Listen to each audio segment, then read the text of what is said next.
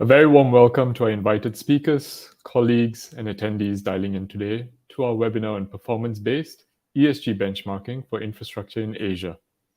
I'm Karthik, Regional Sales Manager, Asia, for the infrastructure sector here at GRESB.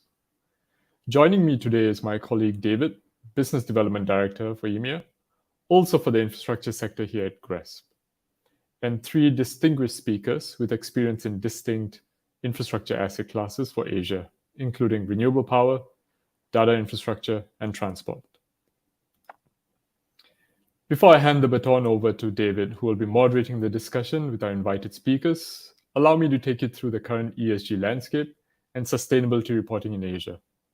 I'll then take you through some of the key ESG indicators that are most pertinent to select asset classes in Asia.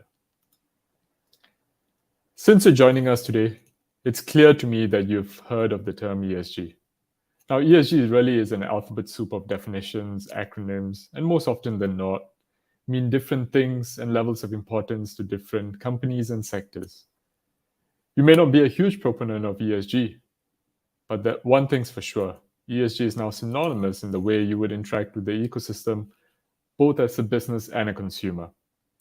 Your impact can be measured in three key aspects: environmental, social, and governance.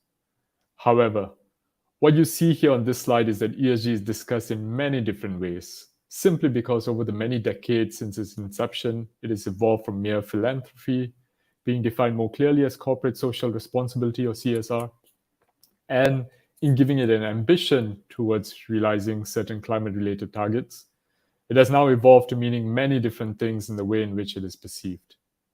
In fact, the incorporation of sustainability as a fundamental business element today is now a determinant of success for organizations, being given board-level priority. This has led to a rise in the role of a chief sustainability officer, which has seen a dramatic 228% increase from 2011 in staffing the role across Fortune 500 companies.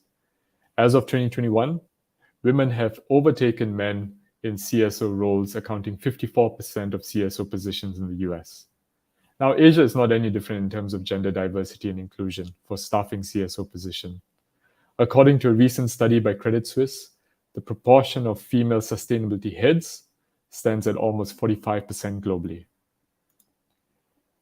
ESG now comprises several different reporting mechanisms, which can be largely distinguished between ESG standards and ESG frameworks. On this slide, you'll see some of the ESG and sustainability standards and ratings globally. And I'm sure most of these names and acronyms are already familiar to you. But I want to draw your attention to the bottom half of the screen. There are some of the most common reporting mechanisms that we see here today in Asia. Now let's take a closer look at one of these reporting mechanisms, TCFD, or the Task Force for Climate-Related Financial Disclosures. In this slide, you see that several regions have made or in the process of making it mandatory for listed issuers to align the sustainability reporting requirements along the 11 recommended disclosures of TCFD. Now in APAC alone, TCFD adoption is at 47%, largely driven by Japan and Australia. And of the APAC countries that have adopted TCFD, over 60% of them are from Asia alone. One thing's for sure in Asia, climate-related data is becoming increasingly crucial for investors' decisions making. And 66% of these indicated such disclosures factor into the way they price financial assets. So, how would someone beginning to traverse the ESG landscape determine what is material as an ESG metric, or as I'd like to say, aspect, to their specific infrastructure sector? Now, you must remember that infrastructure assets are intrinsically immovable. For instance, they cannot be easily moved or transplanted. They are often long-lived, typically outlasting most other industries, and also need to adapt to non-linear climate change challenges. On this slide, I've identified a few ESG indicators that hold medium to high relevance across the E, S, and G aspects of three asset classes. Now, what you see here is that these indicators are primarily material to the operational performance of the asset. And of course, there are some ESG indicators that are materially relevant across several asset classes. For example, how a data center manages its energy utilization and procurement and reduces its Scope 1 and Scope 2 greenhouse gas emissions will fundamentally influence the way in which it currently operates and expands its operations to increase its IT load power.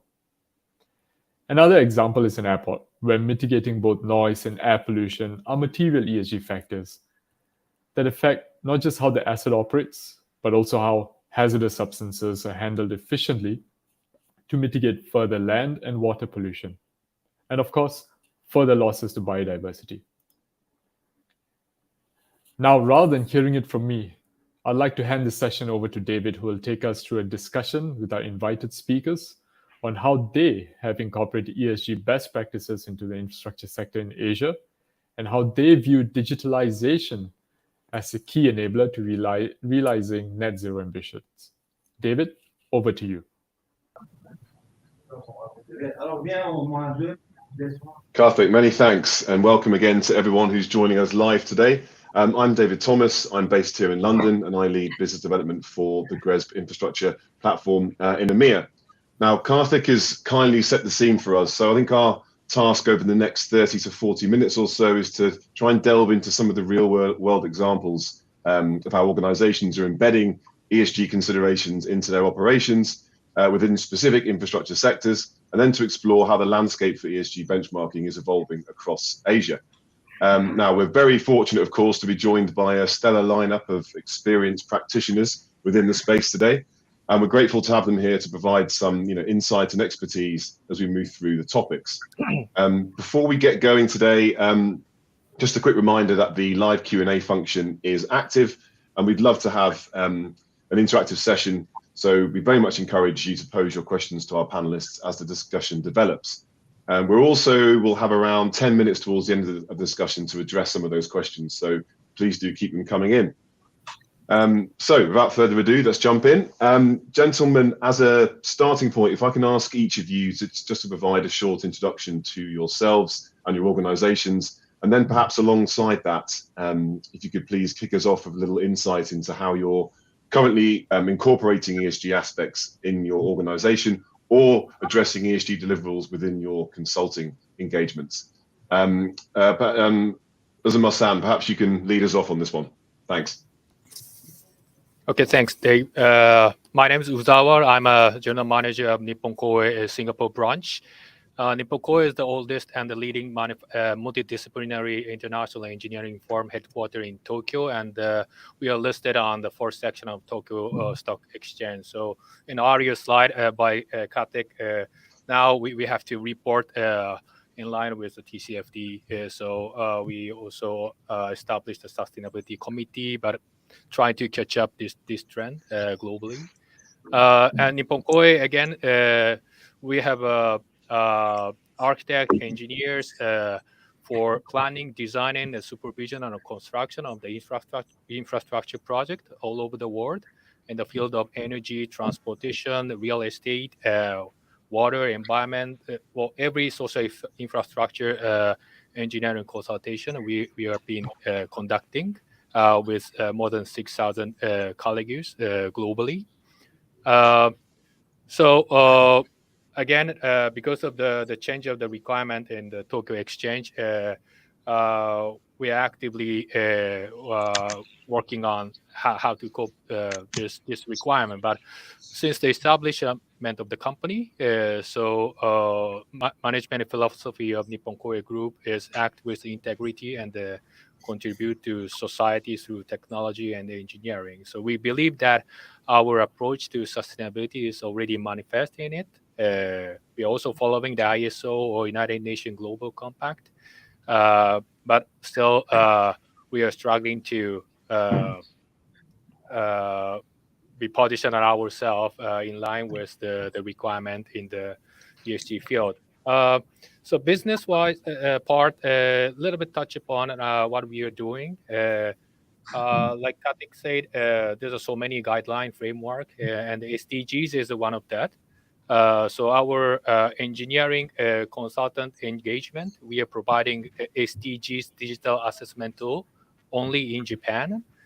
Because when we see the market in Japan, the ratio of small, medium enterprises in Japan is 99%, 7%, and about 32 million people are employed by SMEs, which is about 70% of Japanese working populations.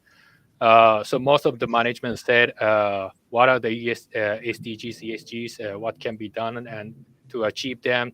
What are the company's strengths against SDGs framework, and what's the requirement over there? So our SDGs digital assessment tool for SMEs and sometimes for local municipality in Japan, we quickly give them the capability to assess themselves in 30 minutes. So maybe the digitalization will be one of the topic today. So how we quickly assess ourselves and monitor ourselves is one of the key issues. And lastly, we also be the investor for the renewable energy, especially the battery energy storage business solutions. We started in Europe. So in Europe, there's so many requirements under ESG framework. So as an investor, business operator, we have to do the ESG due diligence over the development phase and the construction phase. So again, I'm happy to be here and discuss with the panel today. Over to you, David. Thank you. Very good. Many thanks. And Marcus, to pass the baton on to yourself, please. Yeah, thank you, David. Nice to meet you, everyone here. I'm Marcus Ganterer, CFO of Concern Energy. Concern Energy is a renewable energy, let's say solar IPP, an independent power producer. So what we've been doing for the last 5 years, but also with another platform for the last 12 years, is corporate PPA.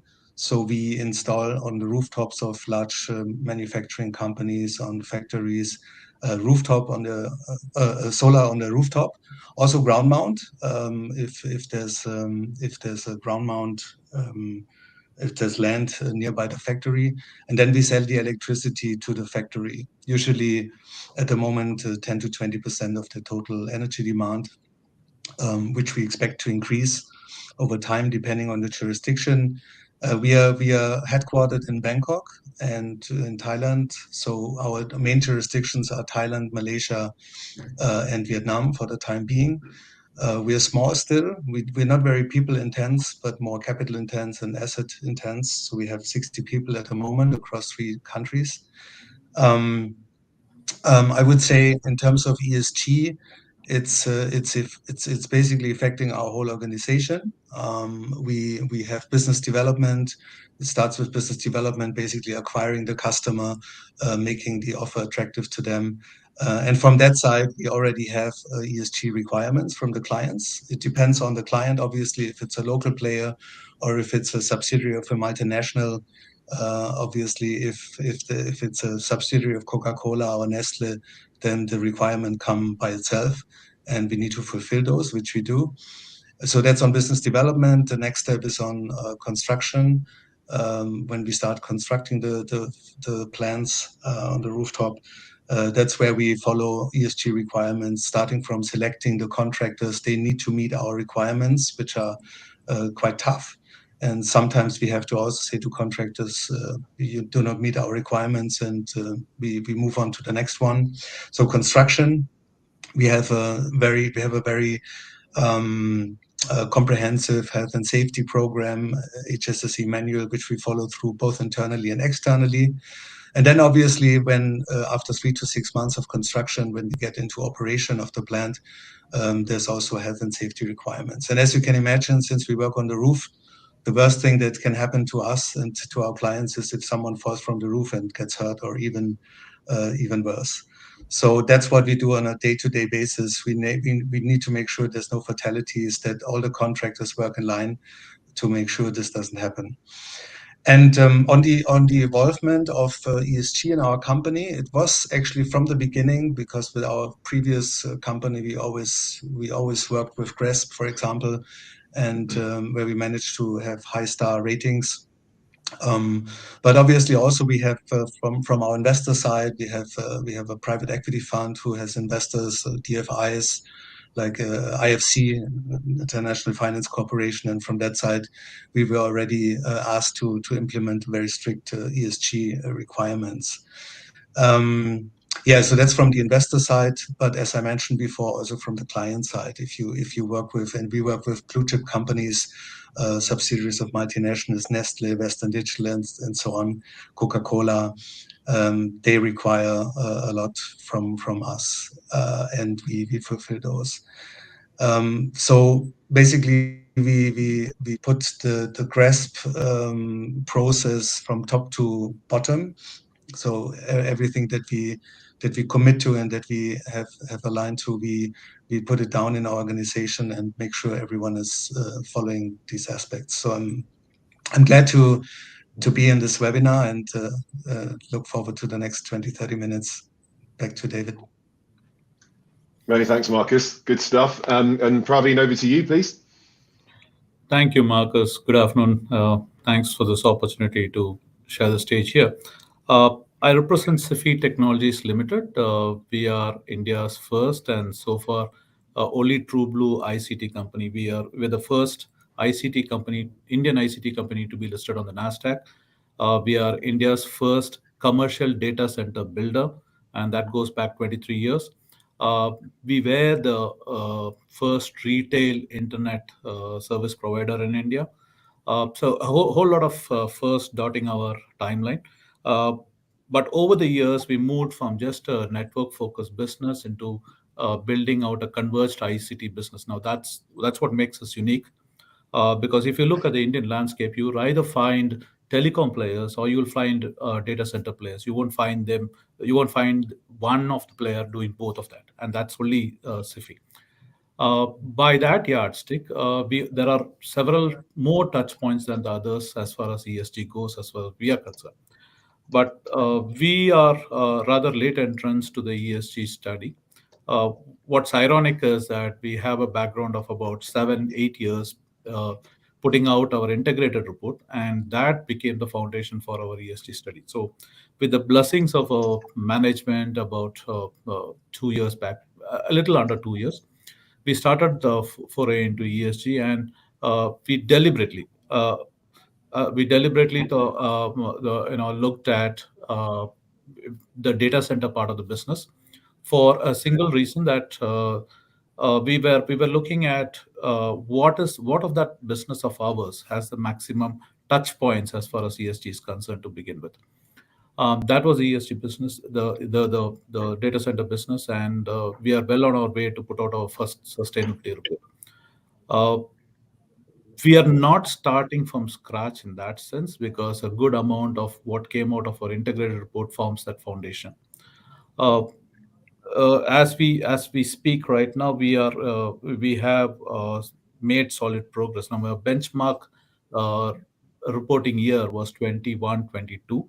We used that data set to see how we have progressed in 22-23, and suffice to say that we have come quite a distance on the environment and the governance side of the business. The social is still a work in progress. By probably the end of the year, we should have substantial numbers to report. That's from my side. Thank you. Many thanks, Praveen. Actually, just before moving on to our next topic, we just had a question come through, so thank you for that, which I think ties quite well into these opening comments. So an attendee has asked, how do you incorporate biodiversity and nature into your operations and investments? Is there anyone on the panel who'd like to tackle that one straight away? Sure, if I can go first. So please go ahead. As regards to biodiversity and nature, I mean, I'd like to split this up. Most of the data centers, if you have been following the Indian landscape, are in specific economic zones or in technology zones that the government has earmarked. Now, a good amount of this is more of reclaimed land that the government wants to put to use. we have data centers in bang in the city too, and that is basically enjoying of the maturity of a power distribution system that the center of the city enjoys. But what we look out for when we put up a data center, especially on the biodiversity angle, is minimum disturbance to the land at large. If at all there is any amount of deforestation, that when I say deforestation, I mean it only within the space that we operate in. An equal number of afforestation is done before even the project is commissioned. That's number one. As far as groundwater recharging is concerned, all my data center plans now come with incorporating features for recharging of groundwater, storage of rainwater, and utilizing them, utilizing solar and wind power on the renewable side. So on day one of our DC, these are actually entries in our books as far as operations go. By that same extent, investment also, we look at it from the investment side and say, all right, what part of my capex is going to be assigned to renewables, and we are clear in that because we started down on the renewables road in 2021, and now we are more or less mature in terms of what we earmark for our renewables operations. Very good. Thank you, Pravi. I don't know if any of the other panelists would like to come in on that, or we can move on. Please let me know. No problem. Okay, I think we will go on to our next topic here. So obviously we heard in those introductions that we've obviously got a very diverse sector expertise going on here. So with that in mind, I just wanted to ask if you could share your thoughts on what you see as being critical or material ESG metrics currently, and also perhaps looking forward to, say, the next 3 to 5 years within your specific primary sectors. So Marcus, perhaps I can come to you first from a renewable energy perspective. Yeah, critical ESG factors are for sure in our business safety for our workers and for everyone who's going on site. So the safety aspect is the most important aspect. For sure. I think environment might become also more crucial. I mean, right now and this is also following on the biodiversity, since at the moment we put the solar on the rooftop of factories, which is mostly industrial areas. It's probably not so relevant for us right now. But if you think about the further expansion of this whole corporate PPA market, where you have direct PPAs coming up. I mean, in Malaysia, it's already becoming effective. In Vietnam, they're discussing it. In Thailand, they've been discussing it for many years, but it's a question when it becomes effective. But basically, if that allows you to disconnect where you generate the power from where the power is required, right? So let's say you buy or lease a land outside the city, and then can basically export to the grid, but this is dedicated then to a certain off-taker. Then biodiversity becomes into effect as well, and then we need to look obviously into environmental impact assessment. So I think this is becoming more broader in our business on the corporate PPA market, moving from industrial areas more into rural areas, where we then also talk about larger projects. Right now we talk about 2-3 megawatt. In the direct PPA market, we talk about 20, 30, 50 megawatt. And then definitely this is what we see in our business, the change in landscape. And then I would say the safety component becomes a little bit less in focus, but more on diversity. That's how I see the involvement in our business in terms of ESG primarily. Many thanks, Marcus. And Uzama, I suppose from your perspective as an energy business operator, your thoughts, please. Yeah. So according to our experience as a business operator, so it was noted during our ESG due diligence study that a supply chain represent the large potential ESG risk for most of the companies, yet the biggest area to make the positive impact. And that the structure of the, especially our case, battery system project, completely depend on the input of their contractors, suppliers, representing potential risks.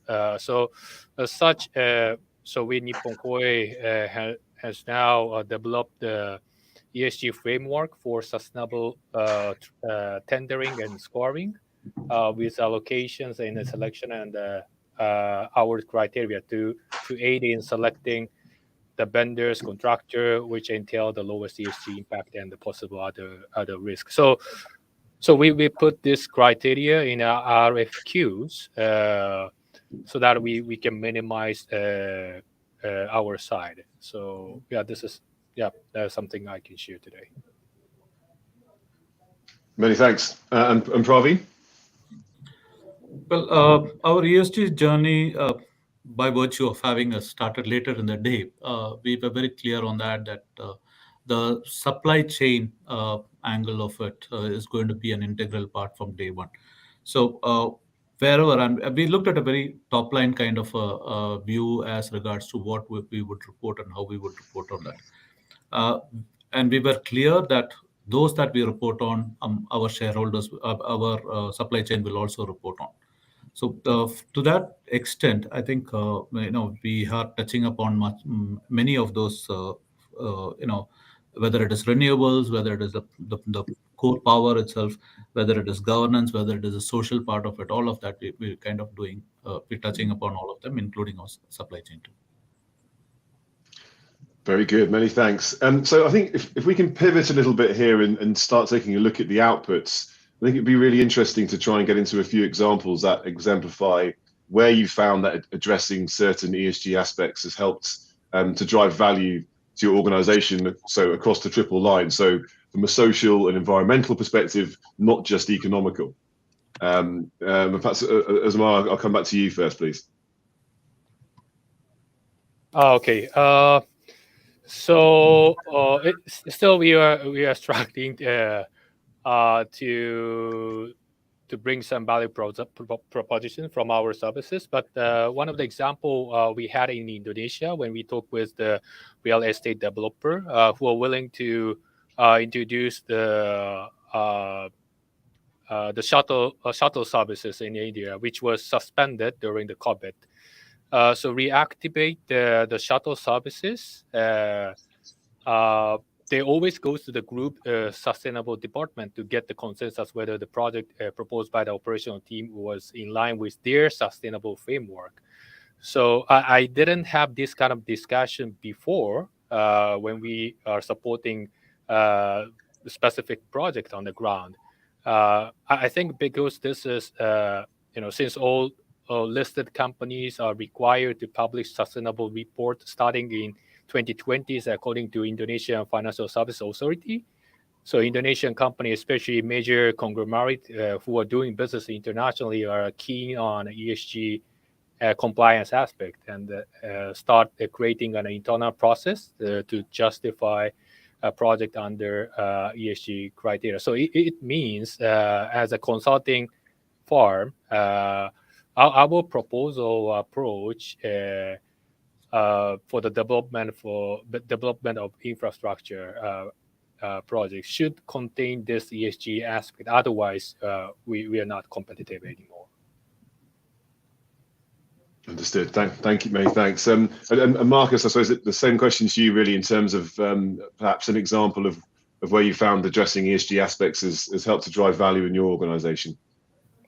Well, definitely in the selection of contractors, we got a much better selection process in EPC contractors that build our plants, right? I mean, it's not that we didn't have a criteria before, but I think it became instrumental to have them follow our health and safety requirements. They need to have certain policies also in place. I would say that that significantly increased our quality of contractors that we work with.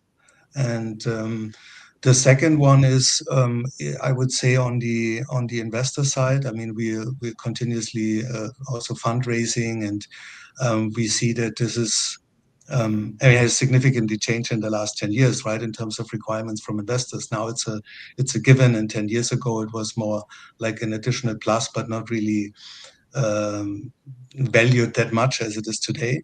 Today, it helps us a lot in terms of not only our existing investors, but also in our current fundraise, where we can provide certain high standards that we have in ESG and GRESB and also other PRI, EcoVadis, and so on, that we follow. And that helped us also, obviously, in gaining access to capital.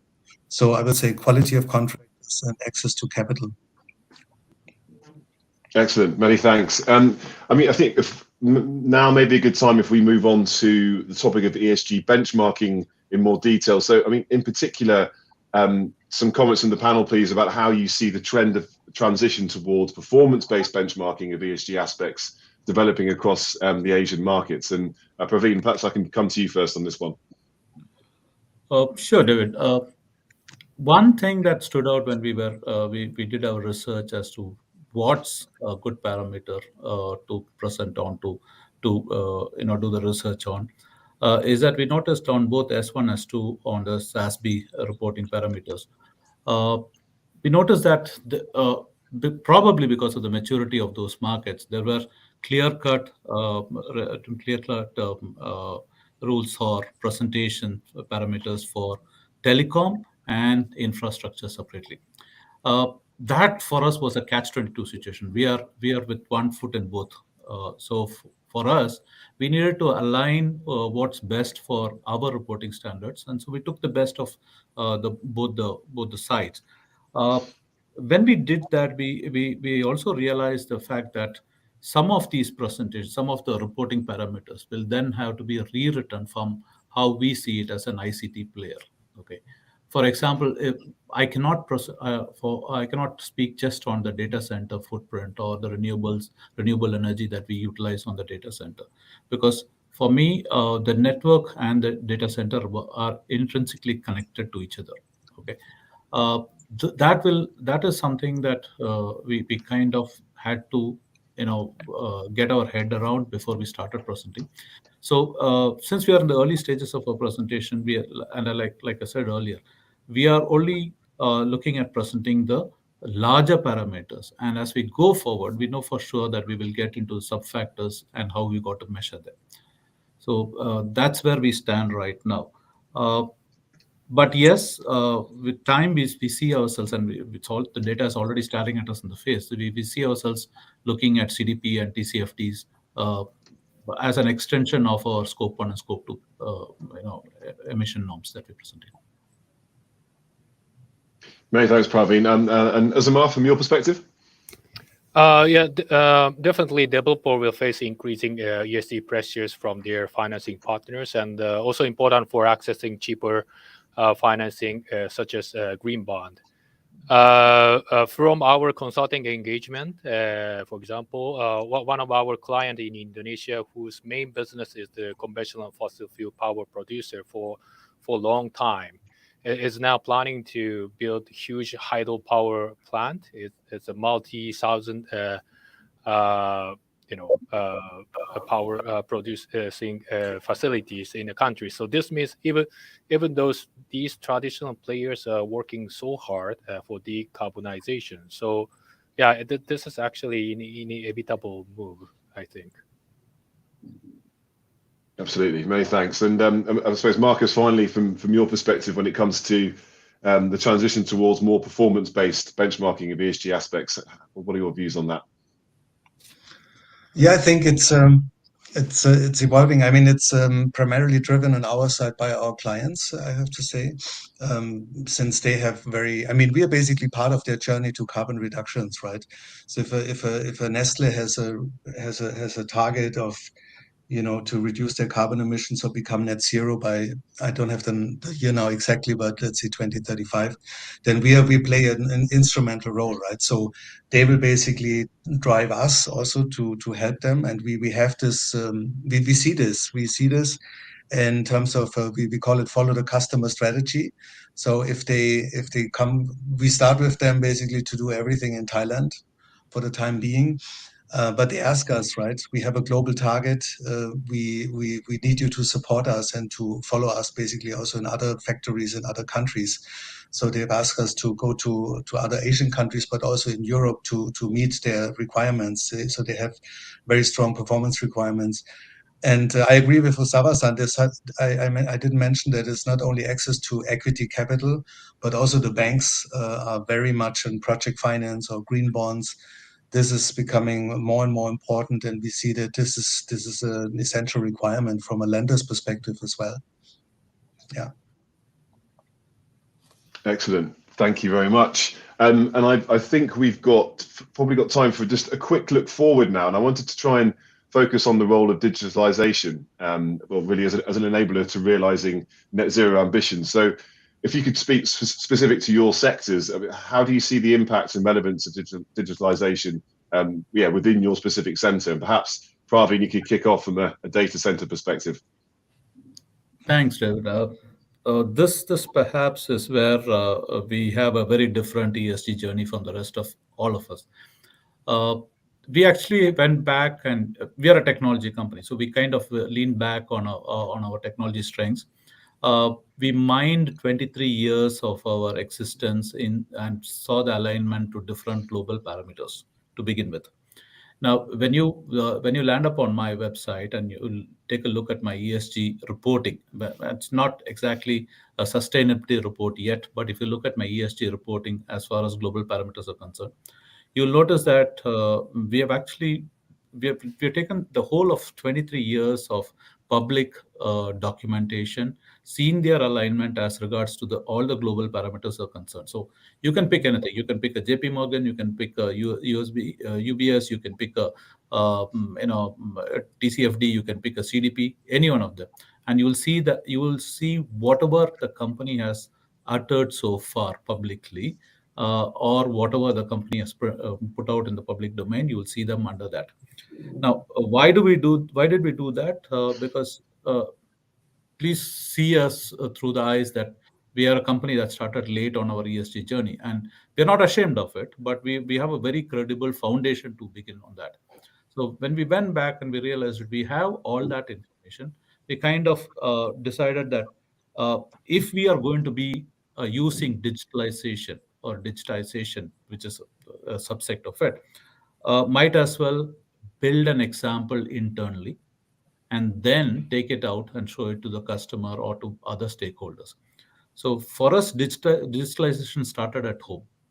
We kind of utilized technology to build it first, and then we started showing that as an example.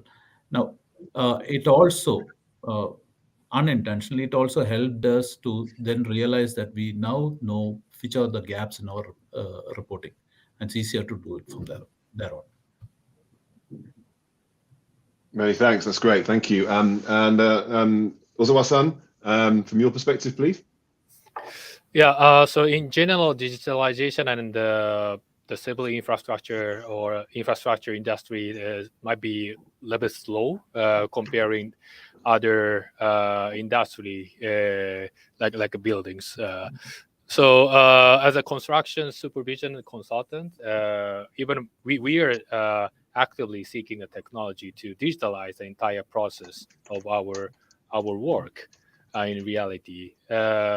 So and the company level, even in the same organization, it is quite troublesome to collect the relevant data and put in order to elaborate ESG report, especially for like us, established old company who has a long time use system for entire administration and operations. So even our subsidiaries in the UK, the data curation and the report preparations, of course, should be digitalized and automated as much as possible.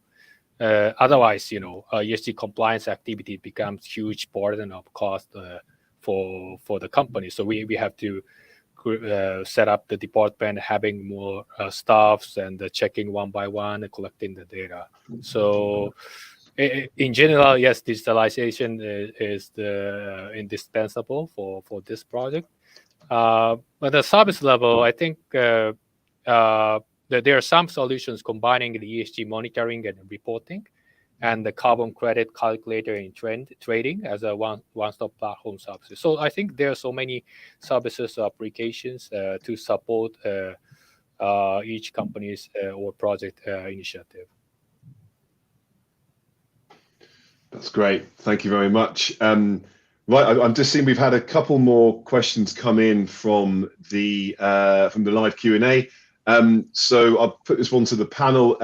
So with regards to carbon offsetting, how do you realize such ambitions through renewable energy attributes such as RECs and carbon credits?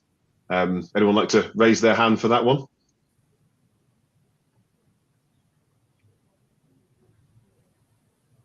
Marcus, perhaps if you have any comments on that from a renewable energy perspective.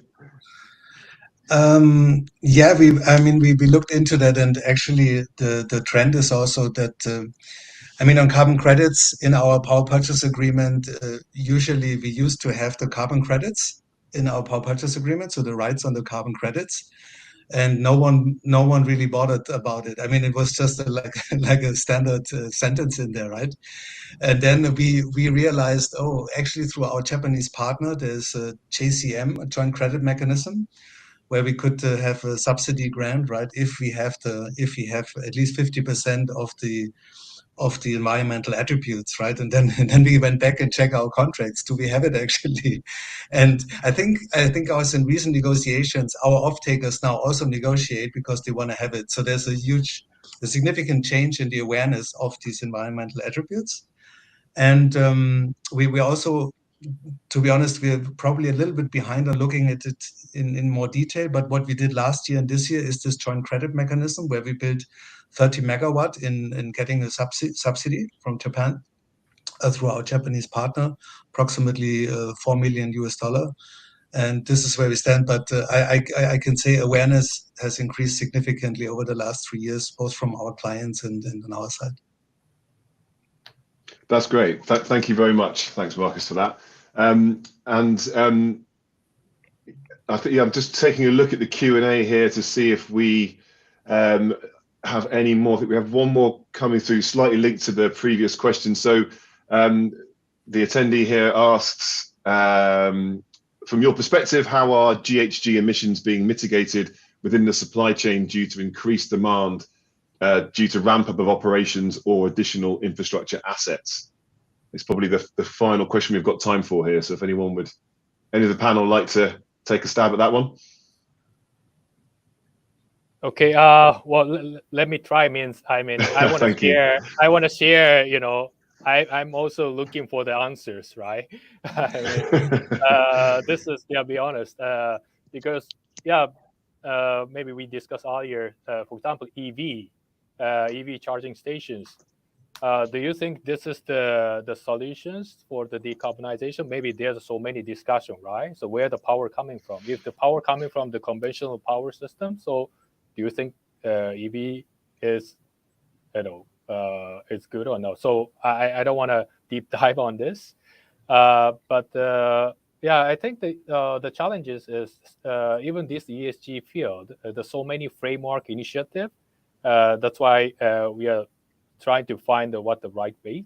And like Marcus says, even the carbon credit field, JCM is a Japanese scheme, CDM, the international scheme. There's so many framework, and each framework has a different requirement and obligations. So be honest, it's depend on the project, and then the project fit to the guideline. We just select that. I think that's a reality for the time being. Many thanks. Thank you for that. And and I think we've probably just about out of time here. So I'd obviously like to take an opportunity to say thanks again to our panel for providing their expertise and also being very game and nimble when it comes to responding to some of these live questions as they've come through. It's great. As I said, we always wanted to have an interactive discussion, and I think that's what we've achieved today. So thank you very much, and I will pass back to Karthik to take us through to the next piece of the session. Thank you.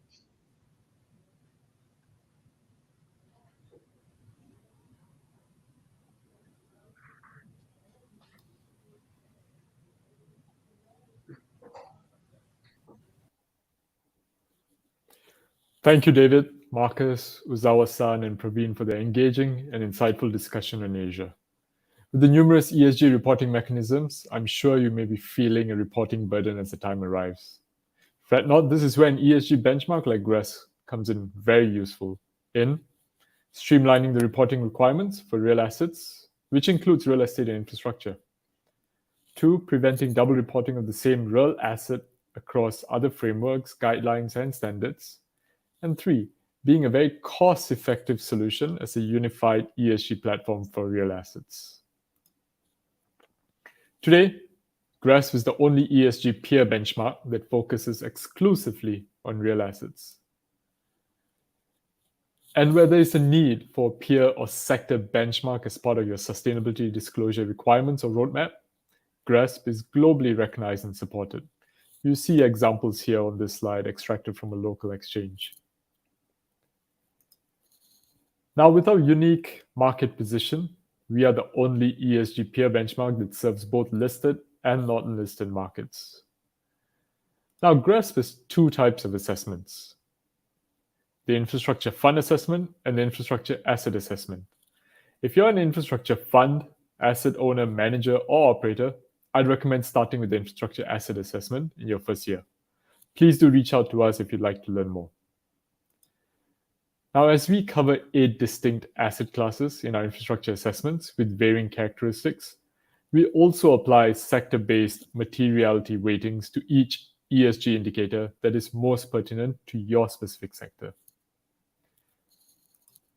On that note, I'd like to thank you and our distinguished speakers again for joining us today, and we wish you the very best on your ESG journey. Have a great evening.